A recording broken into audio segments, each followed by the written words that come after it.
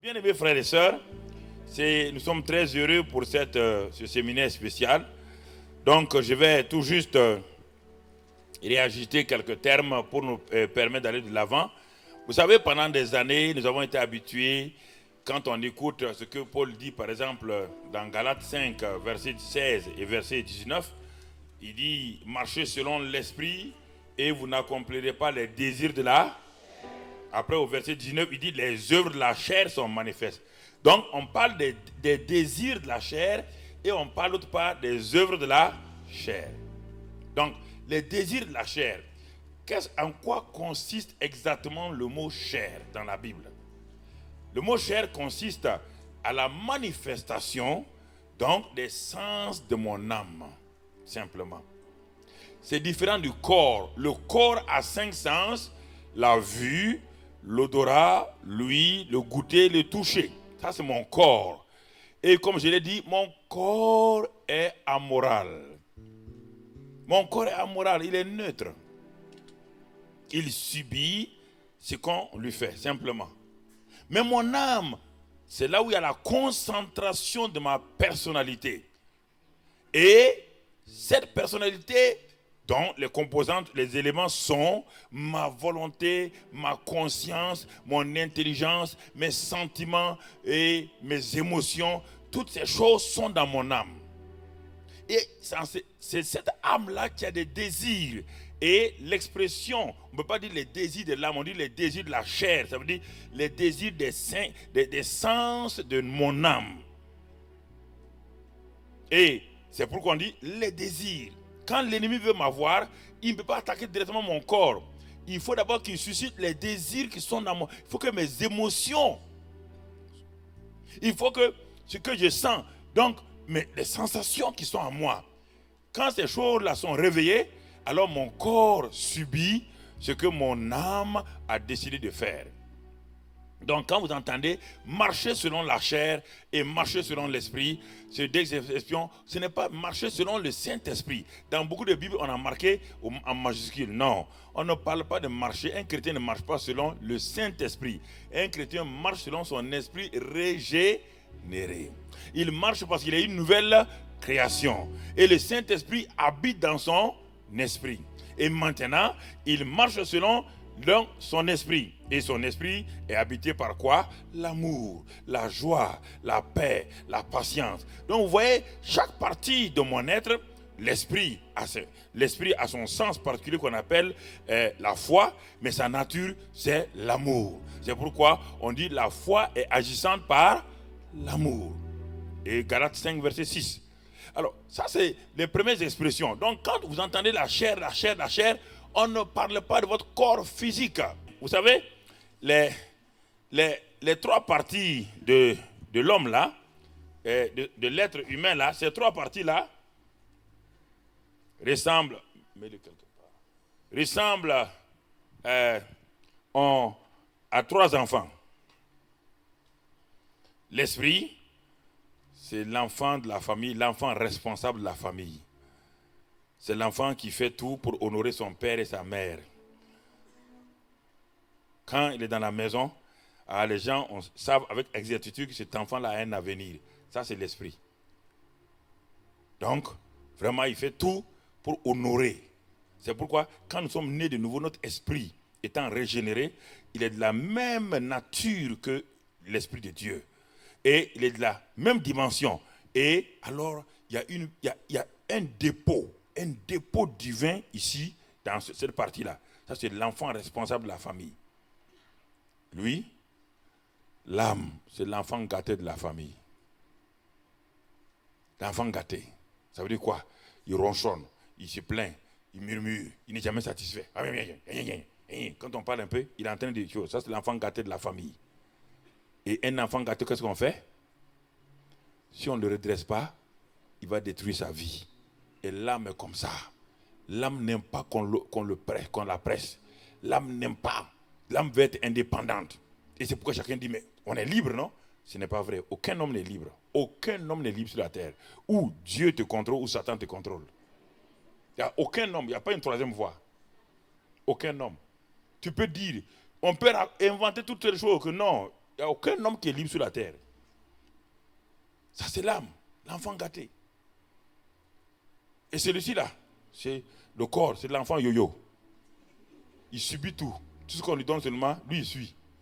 Si l'enfant suit de la maison, si des bons camarades viennent, il les suit. Demain, si des mauvais camarades viennent, il les suit.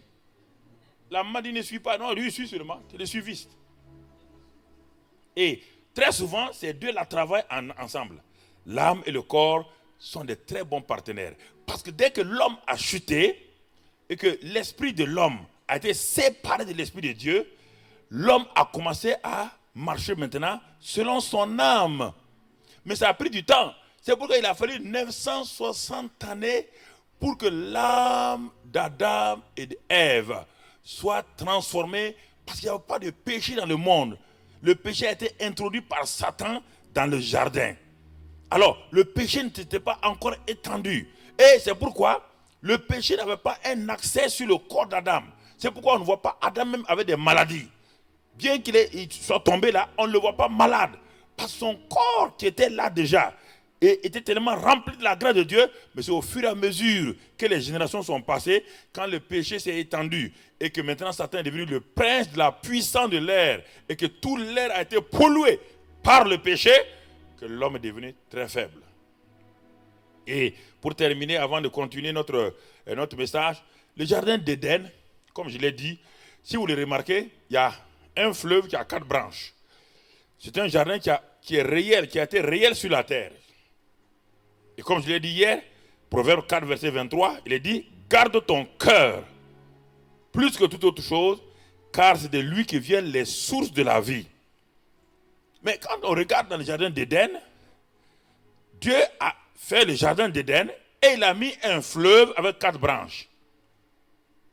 Et ce jardin d'Éden, Dieu a laissé exprès un seul fleuve pour nous faire savoir qu'il existait, c'est le fleuve l'Euphrate, qui existe encore aujourd'hui, l'Euphrate. Mais ce jardin-là, Dieu y a déposé tous les éléments qui devaient donner la vie, permettaient à Adam et Ève d'exercer leur domination, d'assujettir la terre, de se multiplier, d'être féconds. Donc, tous les verbes que Dieu leur avait assignés pouvaient se faire à la condition qu'ils exploitent, ils cultivent, c'est-à-dire exploiter et garder jalousement ce jardin d'Éden-là, d'où maintenant ils allaient sortir pour étendre le royaume des cieux sur la terre. C'est la même chose. Notre jardin d'Éden, c'est notre esprit, notre cœur. Tout est là-dedans. Dieu a tout mis. Et c'est de là que ça doit descendre doucement. Et quand ça descend, ça commence à toucher maintenant nos voisins. La vie divine commence à toucher nos voisins. Est-ce que vous comprenez pourquoi Jésus dit « Ils imposeront les mains aux malades et les malades seront guéris ». Ce n'est pas du mensonge. Mais beaucoup de gens tendent leurs mains et leur main est un tuyau vide. C'est pourquoi ils imposent les mains, il n'y a pas de guérison. Parce que la puissance qui est ici, l'amour qui est ici, n'est jamais descendu dans leur corps. C'est pourquoi ils tendent les mains, c'est comme un robinet qu'on ouvre et ça fait du bruit, du vent, mais l'eau ne sort pas. L'imposition des mains guérit les gens. Pourquoi? Parce que dans mon esprit, il y a l'amour, il y a l'onction, il y a la puissance de Dieu et mon âme s'est ouverte avec compassion pour aimer les gens. Alors, quand je tends la main et que ces choses-là sont dans mon corps, quand je tends la main simplement, les gens sont guéris. Quand quelqu'un te touche, les gens sont guéris. Regardez l'onction de la vie d'Élisée simplement. On l'a enterré, ses os. Ses os. Le naturel est là pour vous montrer. Le naturel est là à tel point que quelqu'un qui est mort à 100 ans, 200 ans, avec son ADN, on peut tout reconstituer. Le naturel est là. Et l'onction ne part pas. Quand Élisée est mort et qu'on a pris quelqu'un pour aller l'enterrer, on l'a jeté dans la tombe d'Élisée. Dès qu'il a touché les os d'Élisée, il est revenu à la vie. Le monde spirituel n'est pas un monde passager. C'est un monde réel. Un monde puissant. Mais si nous ne savons pas comment cela opère, nous avons des problèmes et des difficultés. C'est pourquoi, quand l'enfant de la veuve était décédé, et qu'Élie a envoyé son serviteur Géasi d'aller poser le bâton, Mais Géasi, c'est l'homme, celui qui devait être le prochain prophète. Il est devenu le prochain lépreux. Il était, eh, Seigneur, c'est terrible. Géasi. L'homme qui a vu le plus grand miracle dans sa vie, c'est Géasi. Il était programmé par le ciel. Quand le ciel le regardait, il dit, voici le successeur d'Élisée. Élisée a succédé à Élie. Donc le prochain prophète, c'était Géasi. Mais il est tellement à côté. On lui donne un bâton, on dit, mais vas-y, va exercer ton ministère maintenant. Ce bâton, il y a l'onction là-dedans. Il s'envoie, il pose sur l'enfant, rien. Puis il revient au chef, il dit, il n'y a rien. Le chef dit, mais il n'y a rien dans le bâton là. Pourtant, c'est mon bâton avec lequel je opère. C'est comme le bâton de Moïse. C'était son bâton qu'il a coupé. Mais dès le moment où ce bâton est devenu le bâton de Dieu, l'onction, quand il pointait le bâton sur la mer Rouge, ça s'ouvre. Quand il frappe la terre, ça devient des poux.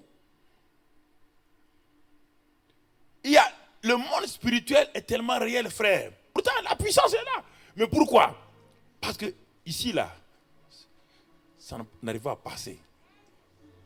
La haine, la peur, le stress, l'angoisse empêchent la vie divine de couler. Empêche la vie divine de couler.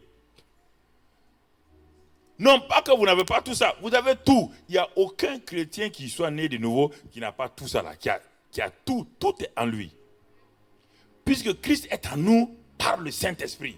Et tout est en Christ. Alors, je vais terminer avec notre esprit. Ce qu'on a commencé hier, on avait vu que Dieu a dit Dieu nous a dit dans la première chose que nous devons faire, c'est de veiller, de garder notre cœur. Et nous avons vu que nous gardons notre cœur, nous veillons sur notre cœur par le miroir de la parole de Dieu. Le miroir de la parole de Dieu. Chaque fois que je consulte le miroir de la parole de Dieu, ça me permet de garder mon visage correct. Tout ce qui salit mon visage, dès que je regarde le miroir me dit, lave-le, nettoie-le, je le nettoie. Donc le miroir est le miroir de la parole de Dieu. Chaque fois que je consulte ma Bible, je vois mon visage spirituel. Et cela me permet de me conserver correctement.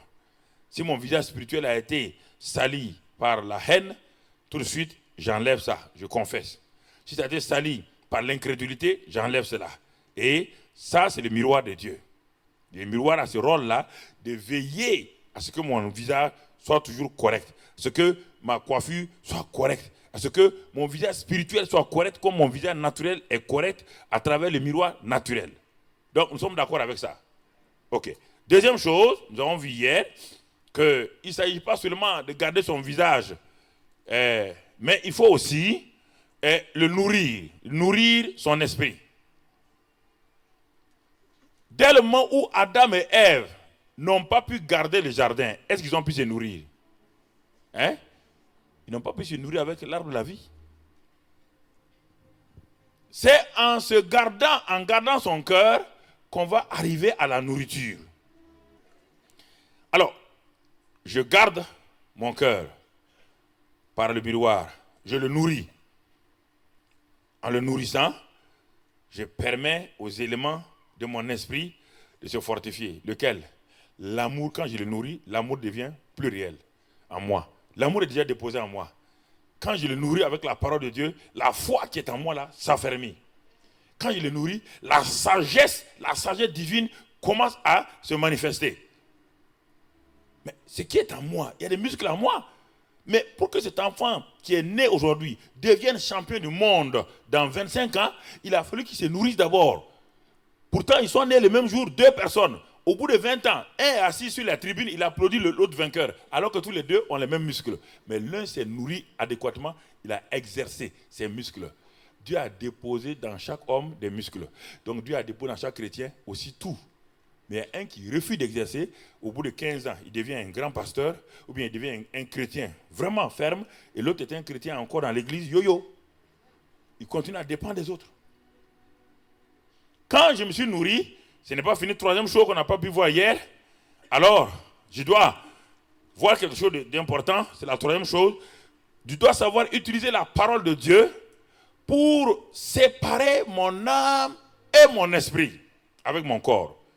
Hébreux 4, verset 12. En ce moment-là, la parole n'est plus une nourriture, la parole n'est plus un miroir, la parole devient une épée. Ah. Donc, selon votre situation, la parole change de forme. Quand vous voulez regarder votre visage pour la garder, c'est un miroir. Quand vous voulez vous nourrir, quand vous voulez vous fortifier, c'est la nourriture. Quand vous voulez séparer les choses de votre vie, apprendre à discerner entre votre esprit et votre âme, alors ça devient une épée. Et quel est son rôle? Elle va commencer à opérer pour séparer âme et esprit et jointure. Cela veut dire quoi? Ma personnalité qui était une personnalité, c'est un sanguin, j'étais un sanguin. Mais parce que mon âme avait la prééminence, parce que ma personnalité était trop forte. Alors qu'est-ce que la parole de Dieu fait? En ce moment-là, elle devient une épée. Régulièrement, quand je lis la parole, on dit pardonner, alors la parole devient une épée pour séparer mon âme, parce que mon âme ne veut pas pardonner. La parole commence à opérer en moi. Elle sépare esprit et âme pour permettre à l'esprit d'être dans sa souveraineté, d'être dans sa liberté. Et quand je commence à comprendre cela, alors je commence à donner je donne un exemple dans Ephésiens 4, pour que vous compreniez pratiquement ce que ça veut dire. Ephésiens 4, où il est dit, il a montré le mécanisme de la croissance, verset 20. Mais vous, ce n'est pas ainsi que vous avez appris Christ. Vous avez appris Christ. On n'a pas appris de Christ. Appris Christ. On peut apprendre Christ. Et si du moins vous l'avez entendu, et si conformément à la vérité qui est en Jésus, c'est en lui que vous avez été instruits à vous dépouiller. Donc, premier élément, instruit à vous dépouiller. De quoi? Du vieil homme, qui, eu égard à votre vie passée, du vieil homme qui se corrompt par les convoitises trompeuses. Deuxième chose, à être renouvelé dans l'esprit de votre intelligence. Ça, c'est l'âme maintenant. Votre intelligence. Troisième chose, et à revêtir l'homme nouveau, créé selon Dieu, dans une justice et une sainteté que produit la vérité. Alors, quand je regarde ce mécanisme du dépouillement, du renouvellement et du revêtement, je ne le comprends pas. Mais le Saint-Esprit, qui est sage, a donné un exercice pratique à Paul tout de suite après le verset 25. Il dit maintenant, tu ne comprends pas, Paul dit non. Il dit, comment on peut se dépouiller du vieil homme qui a été crucifié? Comment on peut te renouveler dans l'intelligence? Comment on peut revêtir l'homme nouveau? Il dit, regarde le mécanisme, Paul le décrit ici, verset 25, c'est pourquoi renoncer au mensonge. Vous entendez? Qu'est-ce qu'on dit? C'est Dieu qui fait ça? Hein? C'est le Saint-Esprit qui fait ça? C'est qui? On parle de qui? Le mécanisme de la transformation est là devant vous. J'aime mentir quand je vais au service. Je vais tout le temps en retard. Tout le temps, je mens quand je vois le patron. Il me dit, ah oui, j'avais un problème. J'ai eu un petit bobo à la maison. Mes enfants étaient malades. Je deviens chrétien. Je suis né de nouveau. Le Saint-Esprit est en moi. Et pendant un an, j'avance et puis je suis fatigué. Je fais le cri. Misérable que je suis. Pourquoi je suis si misérable? Pourquoi je suis si... je vis dans la défaite? Dieu me dit, mon fils, tu n'as pas encore renoncé au mensonge. Tu es né de nouveau. Mais le mensonge est encore dans ton âme. Il dit, mais comment je peux faire? Il dit, renonce au mensonge et que chacun de vous parle selon la vérité. Voilà le mécanisme. Le dépouillement, c'est quoi? Renoncer au mensonge. Le revêtement, c'est quoi? Dire la vérité. Et le renouvellement, c'est quoi? C'est obéir à la parole de Dieu au milieu. Si vous faites ça, le mensonge commence à perdre son emprise sur vous, sur votre âme. Et en disant la vérité, comme la vérité c'est la nature de Christ, vous permettez à votre esprit, au fur et à mesure, de dominer sur votre âme par laquelle vous viviez dans le mensonge avant. Et ce n'est pas fini. Lisez la suite si vous ne croyez pas. Vous allez voir quelque chose tout de suite là. La suite là, il dit, si vous vous mettez en colère, ne péchez point. Que le soleil ne se couche pas sur votre colère. Si vous mettez en colère, quelqu'un est venu, vous a fait quelque chose de mal. Donc la colère est venue en vous. Mais Dieu dit que le péché n'est pas encore là. Quand je dis ça, les gens disent, ah mais pourtant dans d'autres passages on dit que la colère est un péché.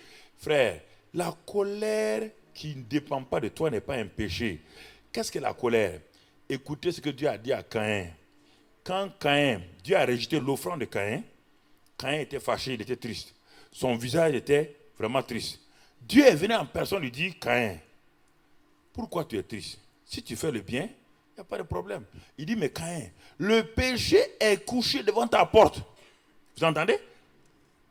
Caïn n'a pas péché encore. Il dit, mais Dieu lui dit, le péché est couché. Si la colère qui est en toi, tu laisses le soleil se coucher, tu vas entrer dans la phase du péché. Et ce sera irrémédiable pour toi.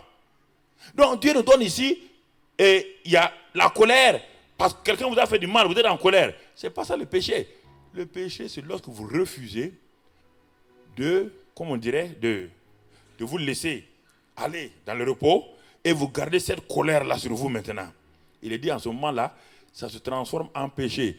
Et quand ça se transforme en péché, qu'est-ce qui se passe? Verset 27, vous donnez accès à qui? Au diable. Donner accès au diable, frère, n'ayez pas peur là. Ce n'est pas que le diable va rentrer en vous. Il ne peut pas rentrer en vous. C'est-à-dire, vous lui donnez la permission, votre armure qui était bien fermée, vous venez d'ouvrir une petite brèche dans votre armure pour que l'ennemi secoue la ceinture de vérité, qu'il secoue la cuirasse de justice, qu'il secoue le casque du salut, qu'il secoue donc la foi, et qu'il mette dans Éphésiens, qu'il mette en difficulté votre vie. Et si vous regardez la suite, regardez le dépouillement, le revêtement et le renouvellement.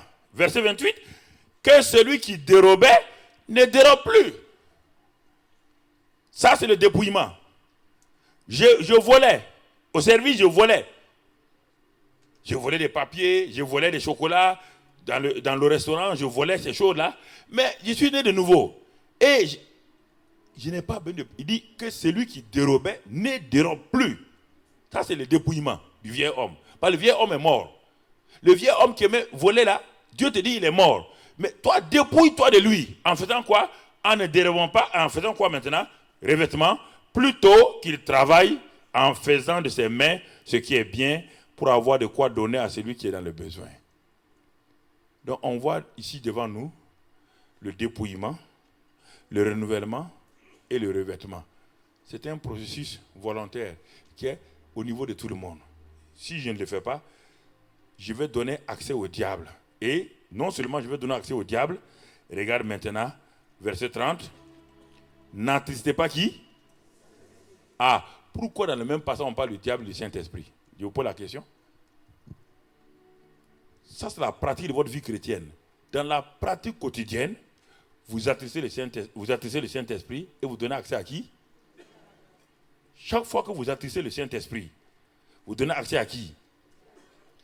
Je n'ai pas dit que les démons viennent entrer en vous. Ne croyez pas ça. Donner accès, ça veut dire ouvrir la porte, ouvrir une brèche pour qu'ils puissent vous toucher, pour qu'ils puissent vous créer des problèmes. Et ça, c'est au niveau de l'âme. Je ne peux pas voler, frère. Je ne peux pas voler dans mon esprit. Dans mon esprit, il n'y a pas ça. Le vol, le mécanisme du vol, le mécanisme du crime, le mécanisme de l'adultère n'est pas dans mon esprit. Non, jamais. Ça se trouve dans mon âme. C'est dans mon âme où il y a les pensées. Dans mon âme où il y a l'intelligence. C'est mon âme qui s'assoit, qui dit, maintenant, cet homme m'a offensé et je raisonne. L'âme, il y a le raisonnement et je décide de le tuer. Automatiquement, je mets dans mon âme, met dans mon corps, dans ma main, un revolver. Le corps ne peut pas tuer quelqu'un. Le corps n'a pas de pouvoir de tuer. Le corps reçoit le revolver simplement parce que l'âme a décidé qu'elle va aller tuer cette personne. Et en ce moment-là, le corps se met à la disposition de son âme et le revolver vient dans la main de ce monsieur-là. Quand il a fini de tirer, le corps va tirer sur n'importe qui. Le corps ne reconnaît personne. Le corps tire sur votre papa, votre maman, vos enfants. Le corps, ce n'est pas son problème. Il n'a pas de conscience. Vous comprenez ça? Ne vous en prenez pas votre corps. Ne dites pas que vos péchés, c'est votre corps. Non, c'est votre chair, c'est-à-dire dans votre âme. C'est ça qu'on dit le processus ici. C'est votre âme qui vous crée des problèmes.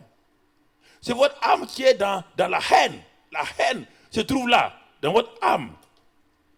La haine se trouve là, dans votre âme. Et c'est la colère qui habite en vous permanemment là. Permanemment. Qui fera que tout le temps vous serez bagarreuse. Vous serez querelleuse. Pourquoi? Parce que votre âme n'a pas été restaurée. Parce que votre âme, quand on est né de nouveau, notre esprit est né de nouveau. Mais notre âme est comme un château désaffecté. Parce que c'est notre âme qui nous a permis pendant 25 ans, avant d'être chrétien, de vivre dans ce monde-là. Et notre âme a été tellement maltraitée par nos parents, par les professeurs, par les étudiants, par tous ceux qui sont autour, que notre âme est devenue comme un château désaffecté. Les peintures sont défraîchies. Il y a des plates qui sont en train de tomber. Les murs, il y a la moisissure. Comme un château qu'on doit restaurer. Pour restaurer un château, ça veut dire qu'on a constaté que ce château-là n'est plus fonctionnel. On voit des toiles d'araignée suspendues partout. C'est ça l'âme de beaucoup de chrétiens. Ils sont nés de nouveau, mais leur âme est comme cela. C'est pourquoi David dit dans le psaume 23, 3, il dit restaure mon âme. L'âme, il y a trois éléments. Restauration, repos et salut de l'âme. Le salut de l'âme, ce n'est pas pour être sauvé, pour aller au paradis. On va le lire tout à l'heure. Alors, cette restauration commence quoi? On demande à un architecte de restaurer ce vieux château-là. Cela veut dire de ramener ce vieux château comme à son origine. Il s'en va, il étudie le château. Il dit, mais dans le château, il y a presque tout à refaire. C'est la même chose qu'on appelle l'intelligence renouvelée, l'âme ici. Donc, le Saint-Esprit doit toucher vos émotions, doit restaurer vos émotions, pour que vous ne soyez plus quelqu'un de primaire. Vous ne soyez plus quelqu'un de primaire, c'est-à-dire qui réagit tout de manivelle. Et le Saint-Esprit va continuer à toucher votre volonté. Va continuer à toucher, à restaurer quoi? Vos sentiments. Va continuer à restaurer quoi? Votre intelligence, avec la parole de Dieu. Va continuer à restaurer quoi? Votre conscience. Tout ça, c'est ici.